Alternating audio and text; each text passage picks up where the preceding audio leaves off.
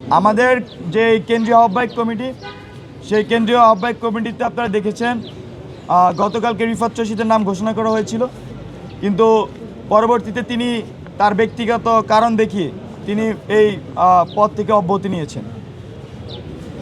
তিনি ঠিক আছে, এই জন্য আজকে আমরা ওনাকে রাখা হয়নি। আমরা যেহেতু আবার বলছি সব কিছু, আমরা সেখানে হ্যাঁ আমাদের কাছে লিখিতভাবে তিনি তার পদে জমা দিয়েছেন। নাইম ভাই, আপনার কাছে প্রশ্ন হচ্ছে পুশআপ আপনাদের যে প্রাইভেট ইউনিভার্সিটি অ্যালায়েন্স, আপনি তাদের প্রতিনিধিত্ব করেন কিনা? কারণ সেখান থেকে কিন্তু বলা হয়েছে এটা একটি সিন্ডিকেটের কমিটি এবং ঢাকা বিশ্ববিদ্যালয় কেন্দ্রিক কমিটি।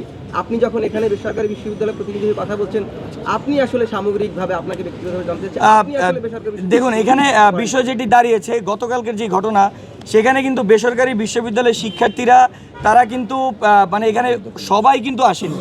এখানে বেসরকারি বিশ্ববিদ্যালয়ের শিক্ষার্থীরা একটা ভুল বুঝে এসেছিল, তাদেরকে বলা হচ্ছিল যে এখানে বেসরকারি বিশ্ববিদ্যালয়ের শিক্ষার্থীদের অংশগ্রহণ নেই, কিন্তু আসলে পূর্ণাঙ্গ কমিটি প্রকাশ করার পরে আসলে এটা জানার উপায় ছিল যে বেসরকারি বিশ্ববিদ্যালয়ের শিক্ষার্থীদের অংশগ্রহণ ছিল নাকি। তো সেই ভুল বুঝাবুঝির কারণে আসলে সেই মবটা ক্রিয়েট হয়। কিন্তু এখানে একটা পক্ষ যারা এমন একটা ন্যারেটিভ দাঁড় করাতে চাচ্ছে যে বেসরকারি বিশ্ববিদ্যালয়ের শিক্ষার্থীরা সেখানে রিফাত রশিদকে নিয়ে স্লোগান দিচ্ছিল, কিন্তু আসলে সেটা ছিল মহানগরের একাংশ যারা রিফাত রশিদকে নিয়ে স্লোগান দিচ্ছিল। সেটা তারা মহানগরের কমিটির, কিন্তু তারা বেসরকারিতে পড়ে, কিন্তু তারা বেসরকারি বিশ্ববিদ্যালয়ের শিক্ষার্থী হয়ে ওরকম কিছু চাচ্ছিল না। বেসরকারি শিক্ষার্থীরা ওই মোটিভ নিয়ে এসেছিল যে একটা নতুন রাজনৈতিক নতুন ছাত্র সংগঠন হচ্ছে, সেই উৎফুল্লতা নিয়ে তারা এসেছিল।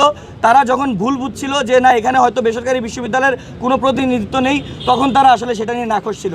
কিন্তু পরবর্তীতে এটা যখন ক্ল্যারিফাই করা হয়েছে যে বেসরকারি বিশ্ববিদ্যালয়ের শিক্ষার্থীদের প্রায় 30 থেকে 35 জনের একটা অংশ পূর্ণাঙ্গ কমিটিতে আছে, তখন এই বিষয়টি আমি আশা করি যে ক্ল্যারিফাই হয়ে গিয়েছে। আপনাদের এই কমিটি শহীদ মিনার